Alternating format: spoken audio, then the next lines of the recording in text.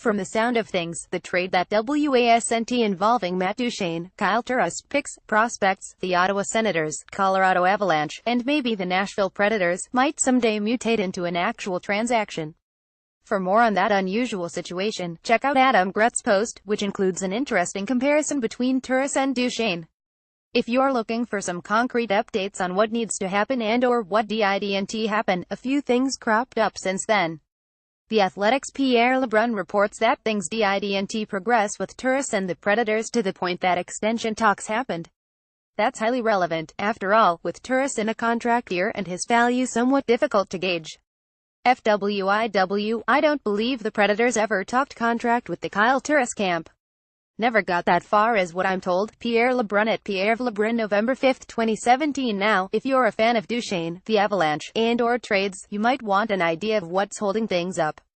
It's no secret that GM Joe Sakic seeks a considerable haul in return for Duchene, with TSN's Darren Dreger providing more meat to chew on. I've heard of two options Call was considering in three-way trade, 1 4 picks and a prospect high picks, 2 prospects and a first and third. Darren Dreger at Darren Dreger, November 5, 2017. If nothing else, you have to credit Joe for shooting high and knowing Sakic, while keeping his head up and not looking down. Whether Turris sticks with the Senators for a while and the Duchene pain continues in Colorado, or both get a change of address, the bottom line is that both forwards were asked to perform on Saturday, less than 24 hours after word broke of the near trade. Give each player some credit for taking a business-as-usual approach. Turris plays reasonably well, say the right things. The Athletic's James Gordon reports subscription required. The Senators more or less said all the right things about Turris' attitude and handling the situation. Well, they mostly said all the right things, as some might be a little beaten down by seeing the phrase fake news break into the escapist world of sports. Either way, Alex Burrows made a reference to the fake news world while ultimately concluding that scuttlebutt doesn't matter. You could probably give Turris a little bit of extra credit, as he didn't just play a day later. His for now Senators fell 54 to the Vegas Golden Knights, and until that began in the afternoon, Turris collected 1 assist, fired 3 shots on goal, and won 65% of his draws. The only Senators forwards who logged more ice time were Mark Stone and Mike Hoffman, as Turris played just under 20 minutes.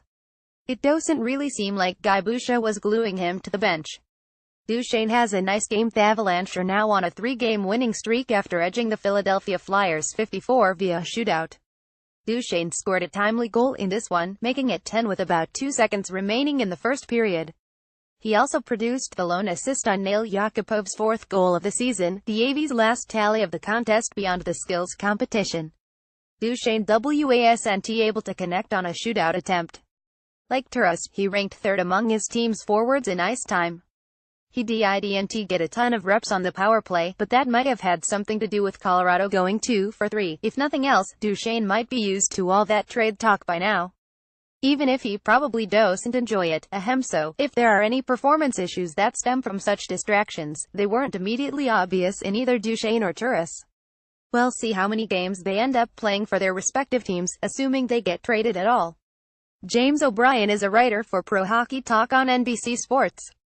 Drop him a line at pitblog@nbcsports.com or follow him on Twitter at CycleLikeSettings.